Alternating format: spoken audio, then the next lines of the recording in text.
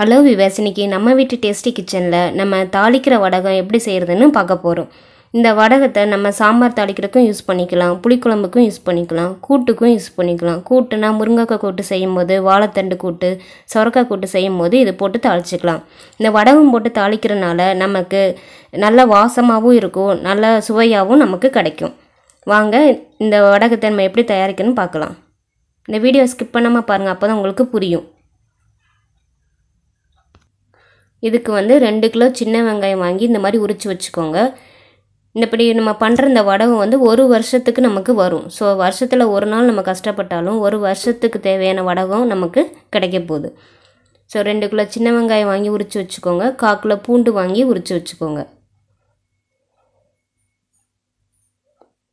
உரித்து வச்ச வெங்காயத்தையும் பூண்டையும் நைஸாக அரிஞ்சு வச்சுக்கோங்க. பூண்டு அந்த மாதிரி எவ்வளோ நைஸாக உங்களால் அரிய முடியுமோ அவ்வளோ நைஸாக அரிஞ்சு வச்சுக்கோங்க. வெங்காயத்தையும் ரவுண்டாக தின்னாக அரிஞ்சு வச்சுக்கோங்க.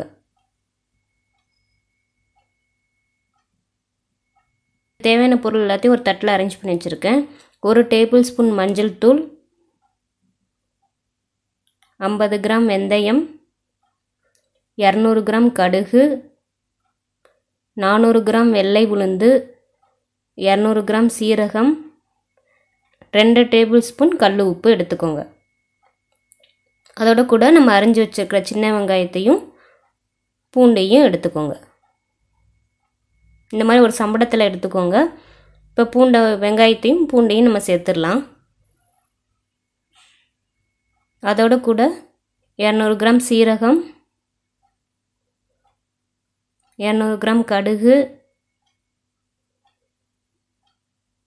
50 கிராம் வெந்தயம், 2 டேபிள் ஸ்பூன் கல் உப்பு,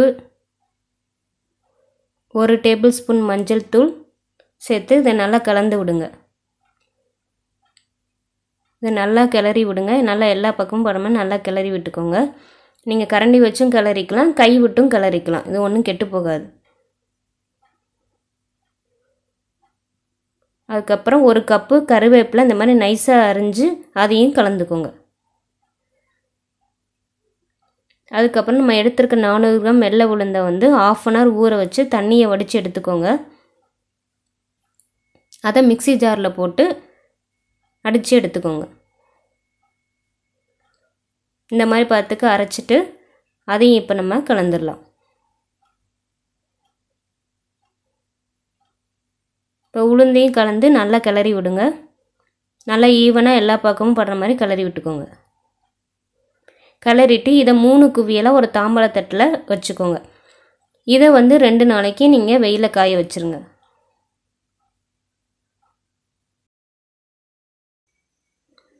காய வச்சதுக்கப்புறம் ஈக்குவல் அமௌண்ட்டில் நல்லெண்ணெயும் விளக்கெண்ணெயும் எடுத்து இதில் கலக்கணும். நான் 2 டீஸ்பூன் நல்லெண்ணெய் 2 டீஸ்பூன் விளக்கெண்ணெய் எடுத்திருக்கேன். அதை கொஞ்சமாக இதில் ஊற்றி நல்லா கலந்து விடுங்க. நல்லா எல்லா பக்கமும் படுற மாதிரி கலந்து விட்டுட்டு நல்லா பிசைஞ்சு வச்சுக்கோங்க. இந்த மாதிரி எல்லா பக்கமும் படுற மாதிரி பிசைஞ்சு நைட்டு இப்படி வச்சுருங்க. காலையில் எடுத்து நம்ம அதை உருட்டிக்கலாம். ஸோ நைட் இந்த மாதிரி பிசைஞ்சு ஒரு தாம்பாளத்தட்டு வச்சு மூடி வச்சுருங்க. காலையில் பார்த்தீங்கன்னா உங்களுக்கு நல்லா இப்படி பிசையிற பதத்துக்கு வரும். நீங்கள் உருண்டையாக உருட்டினீங்கன்னா உங்களுக்கு இந்த மாதிரி உருண்டையாக உருட்டுற பதத்துக்கு வரும். கையில் ஒட்டாமல் இருக்கிறதுக்காக நம்ம எண்ணெயை தடவிக்கலாம். ஸோ எண்ணெயை தடவி இந்த மாதிரி உருண்டையாக உருட்டி வச்சுக்கோங்க.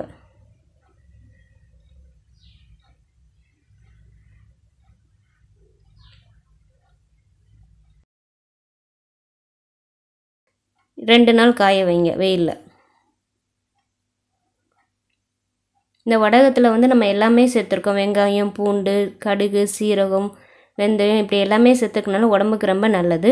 ரெண்டாவது நம்ம வடகத்தை நம்ம சாம்பார் தாளிக்கிறதுக்கும் யூஸ் பண்ணிக்கலாம், புளிக்குழம்புக்கும் யூஸ் பண்ணிக்கலாம், கூட்டுக்கும் யூஸ் பண்ணிக்கலாம். கூட்டுனா முருங்கைக்காய் கூட்டு செய்யும் போது, வாழைத்தண்டு கூட்டு, சொரக்காய் கூட்டு செய்யும் போது இது போட்டு தாளிச்சிக்கலாம். எல்லாமே நம்ம இந்த 1 வருஷத்துக்கு நம்ம இதை தான் யூஸ் பண்ண போகிறோம். ஸோ நமக்கு மற்ற கடுகு ஜாமான்லாம் கம்மியாக தான் நமக்கு யூஸ் ஆகும். அது 2 நாள் காய வச்சதுக்கப்புறம் திரும்பியும் நம்ம எண்ணெயை தடவி நல்லா உருண்டையாக உருட்டிக்கலாம். திரும்பி ஒவ்வொரு உருண்டையும் நம்ம நல்லா எண்ணெய் தடவி நல்லா ஷேப்பாக நல்லா உருண்டையாக உருட்டி இதை 10 நாள் வெயிலில் காய வைக்கணும்.